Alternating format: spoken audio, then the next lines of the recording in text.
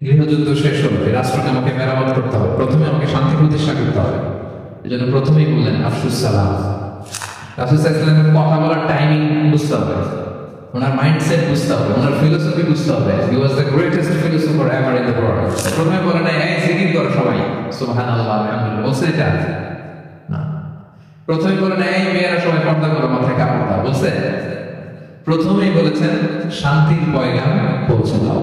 উনি সবেমাত্র মদিনায় আসলেন, মদিনার একটা ভঙ্গুর রাষ্ট্র ব্যবস্থাকে উনি মেরামত করবেন, সংস্কার করবেন। এখন যে কথাটা বলবেন এই কথাগুলো গুরুত্বপূর্ণ না? গুরুত্বপূর্ণ।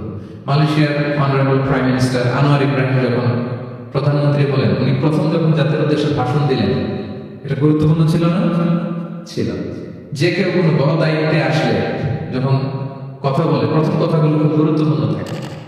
রাসূল সাল্লাল্লাহু আলাইহি ওয়াসাল্লাম এই ভঙ্গুর সমাজকে, এই রাষ্ট্রকে মেরামত করবেন, এসেই জাতির উদ্দেশ্যে যে কথাটা বলছেন এই কথাগুলো কিন্তু অনেক ওজন আছে, অনেক গুরুত্ব আছে। প্রিয় ভাই বোনেরা, তিনি 4 দফা কর্মসূচি দিয়েছিলেন মদিনায় এসে, মদিনার সাধারণ জনগণের সাথে মিশে কর্মসূচি দিয়েছেন। কয় দফা? 4 দফা। প্রথমে বলেছেন শান্তির পয়গাম পৌঁছে দাও, তার মানে হি ওয়াজ এ পিস লাভার। রাসূল সাল্লাল্লাহু আলাইহি ওয়াসাল্লাম শান্তিকামী ছিলেন, তিনি অশান্তি পছন্দ করতেন না। পিস এন্ড হারমোনি কিভাবে সোসাইটিতে এনশিওর করতে হয় এটা ছিল ওনার লক্ষ্য। প্রথম কথা থেকে বোঝা যায়। প্রথমে বলে না এই জিকির করো সবাই সুবহানাল্লাহ আলহামদুলিল্লাহ, বলছে এটা না। প্রথমে বলে না এই মেয়েরা সবাই পর্দা করো, মাথায় কাপড় দাও, বলছে? প্রথমেই বলেছেন শান্তির পয়গাম পৌঁছে দাও সুবহানাল্লাহ। তিনি শান্তির নবী ছিলেন, তিনি শান্তি প্রতিষ্ঠার জন্য, পিস এন্ড হারমোনি করার জন্য আজীবন কাজ করেছেন। এবং মদিনাতেও তিনি এই 3 ধর্মের লোকদেরকে নিয়ে পিস এগ্রিমেন্ট করেছেন। যে কুরাইশরা আক্রমণ করেছে তাদের সাথে তিনি পিস এগ্রিমেন্ট করেছেন, শান্তি চুক্তি। প্রথম কথা হচ্ছে শান্তির বাণী পৌঁছে দাও।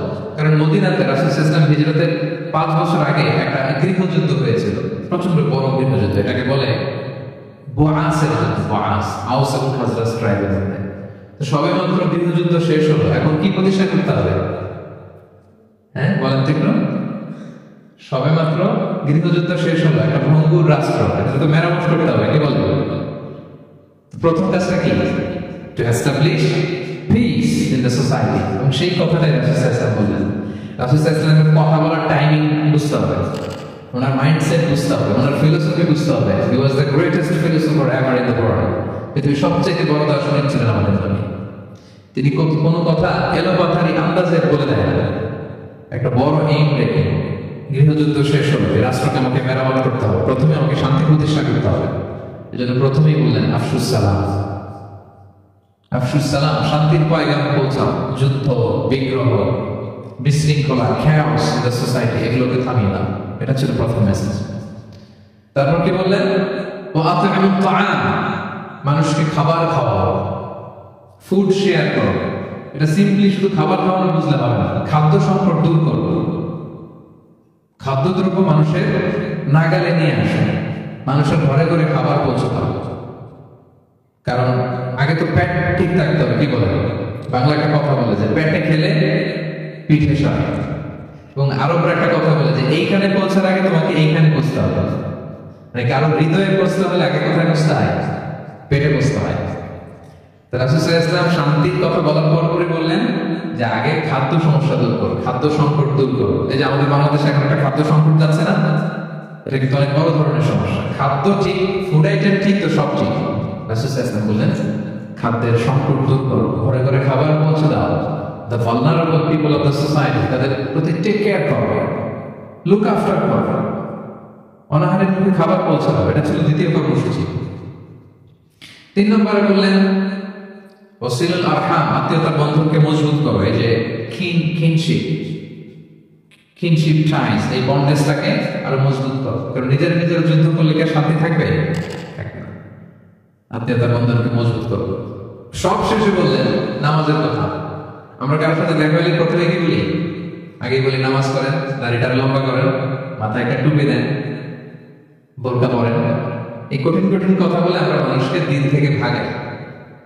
রাসূল সাল্লাল্লাহু আলাইহি ওয়াসাল্লাম প্রথমে বললেন পিস এস্টাবলিশ করো, এরপর বললেন ফুড প্রিভিলেজ নিশ্চিত করো। খাবার আছে কিনা প্রত্যেকের পেটে আগে এটা বলো, ঘরে ঘরে খাবার আছে কিনা, বিত্তশালীরা খাবার পৌঁছে দাও। এরপরে বললেন নিজেরা নিজেরা মারামারি করো না, ডোন্ট কিল ইচ আদার, নিজেদের বন্ডেজটাকে মজবুত রাখো। সব শেষে স্পিরিচুয়াল ডেভেলপমেন্টের কথা বললেন যে এই তিনটা তো 4 দফা কর্মসূচির তিনটা তো তোমাদের নিজেদের মধ্যে সোশ্যাল এনগেজমেন্ট, এবার হচ্ছে ডিভাইন এনগেজমেন্ট, ডিভাইন পাওয়ারের সাথে নিজেদের সম্পর্ক জুড়ে দেওয়া।